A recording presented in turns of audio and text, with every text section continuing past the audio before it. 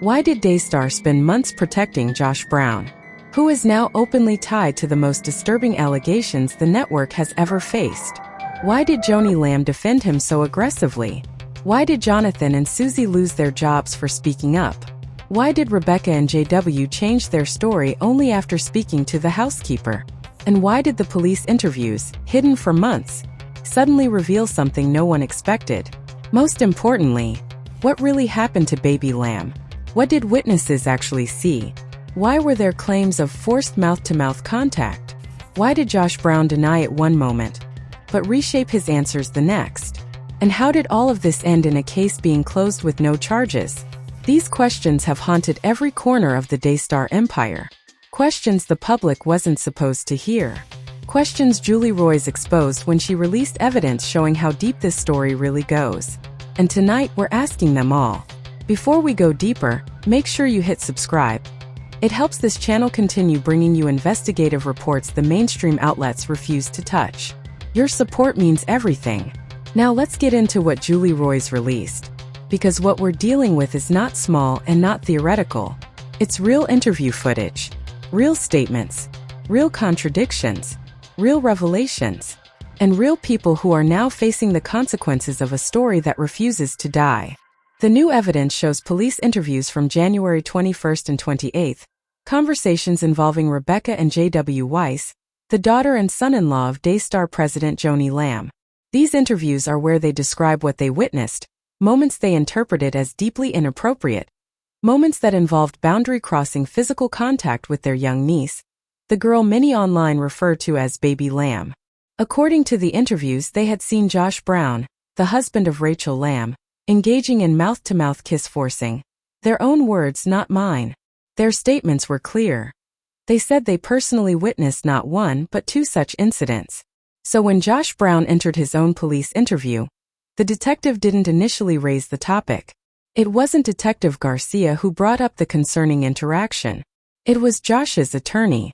At exactly 52 minutes into the interview, the attorney cut in, directing the conversation to address the reports that Josh had engaged in some type of improper physical contact involving the child. His attorney said, "Okay, we had a discussion earlier about the issue of kissing this child on the lips." Josh's immediate response, "Yes, definitely not. I have not kissed her on the lips." The attorney then quickly reframed it, giving Josh a softer angle to respond from. He said something along the lines of, "And when you're kissing on the head or cheek, you're doing so in the presence of other adults." Josh agreed. "Of course." The attorney pushed further, suggesting it was playful, a family teasing moment. Josh confirmed it, calling it a game, something lighthearted, not serious. Detective Garcia then stepped back in, asking Josh if this type of affection was father-like, not intimate. Josh nodded again, calling it playful. But the interview took another turn when Detective Garcia referenced testimony from the housekeeper, Sylvia Gonzalez. She had told police she witnessed a concerning moment in a swimming pool. A moment where Josh was allegedly kissing the child on the neck and face in a way that made her uncomfortable. When the detective posed this scenario, Josh reacted with sudden shock. "In a pool?" he exclaimed. "No. Yet this wasn't the only moment being examined. In fact, the biggest piece of this case, the moment that ripped the Lamb family apart, happened at Miramar Beach in Florida during a Daystar executive retreat in August 2021. And this incident is where everything accelerated, collided, and ultimately detonated. Before addressing the beach house incident, Josh began with a different story, one that Joni Lamb had previously used in her public defense of herself and of Josh. Josh said that Susie once accused a stranger at a Whole Foods store of looking at her wrong, implying that Susie was overly reactive or seeing threats where none existed. Josh said Rebecca had told this story to Rachel during a Daystar meeting. Later, when Rachel posted about it online, Rebecca called her screaming, denying she remembered the event at all. This moment seemed to set the tone for Josh's defense, painting Jonathan and Susie as people who misinterpret situations. Then came the main event. The incident in question took place one morning at the beach house. According to Jonathan and Susie, they told their daughter, then only 5 years old, to go upstairs and change into her bathing suit. Moments later, Josh allegedly followed her up. Jonathan then reportedly found Josh with his daughter, unclothed, In the bedroom she shared with her 8-year-old brother. This is the moment that set off the firestorm. Josh denies it entirely. He said he never followed her. That instead he was entertaining his own 1-year-old son, Judah. He claimed the older brother, Israel, had urged him to go upstairs to show him a city view from the window. Josh said the little girl came upstairs on her own, but he wasn't paying attention to her. When the detective asked what happened next to baby Lamb, Josh said, "I never saw her." His attorney, sensing how that sounded, jumped in. "You never saw her undressed or changing clothes or otherwise?" "Nope," Josh replied. Josh claims he was sitting on the bed holding his toddler, looking out the window. When Jonathan came screaming, Josh said he had no idea what was happening or why.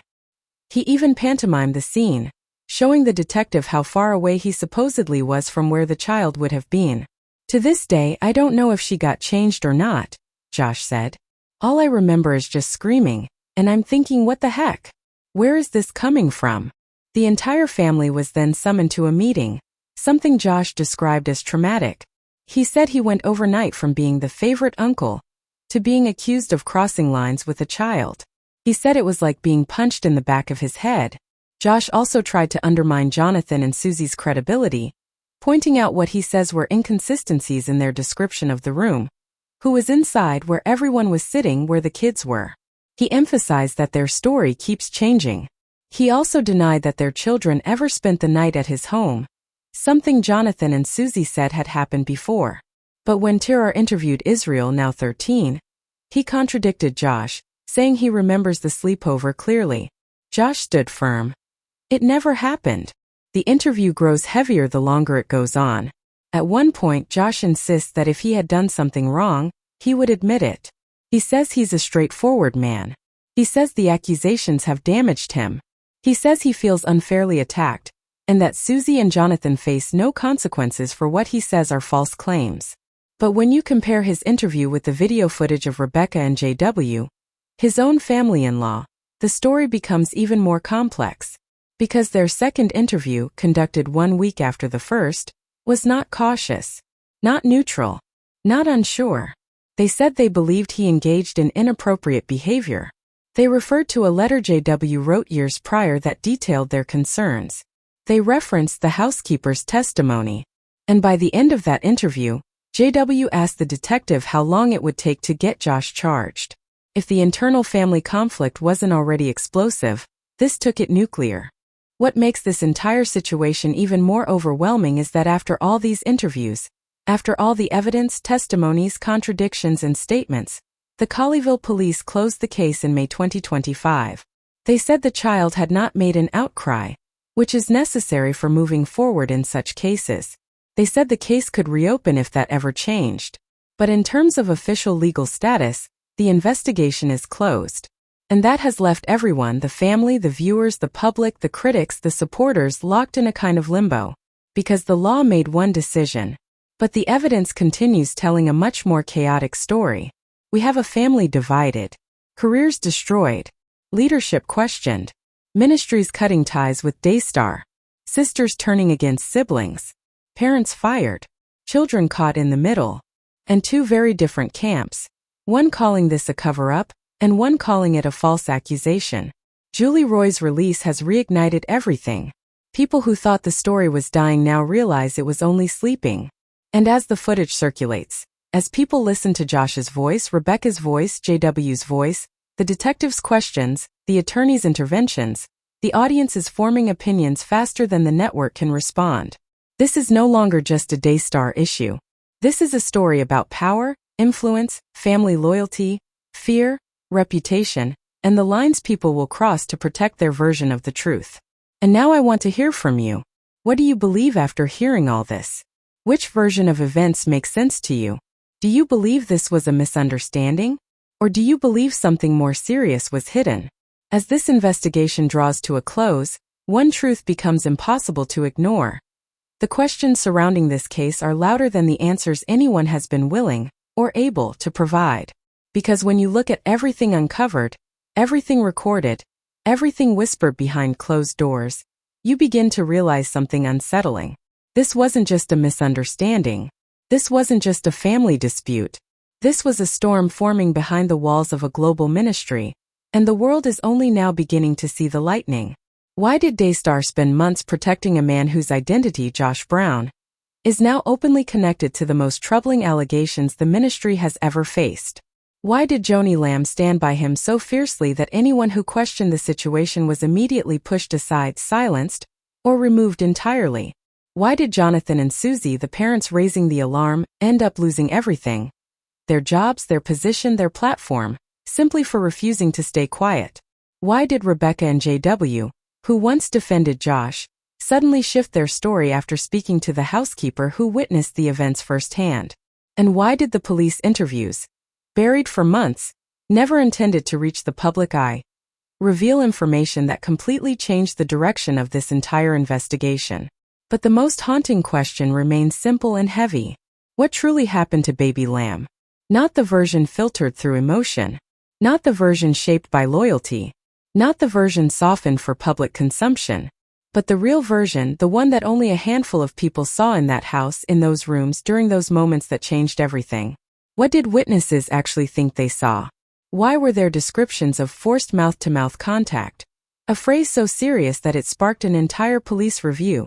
Why did Josh Brown firmly deny it in one breath, yet adjust and reshape his explanation as soon as additional testimony came into play?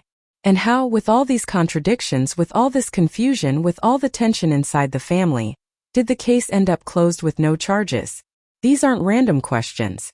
These are the cracks forming in the foundation of an empire that once looked unshakable. For years, the Daystar brand projected unity, strength, faith, family. But behind that image lay disputes, doubts, and decisions that no one outside the circle was ever supposed to know about. Julie Roys changed that. When she released the police interview recordings, the statements, the timelines, the shifting stories, the public finally saw what had been happening behind the curtain: the confusion, the fear, the internal fractures, and the conversations that were never meant to be heard. And now the world is asking, who was protected? Who was silenced? Who told the truth? And who didn't? This story isn't over. Because until these questions are answered, the shadows surrounding this case will only grow longer. And the truth, whatever it is, will eventually come out. Nothing stays hidden forever.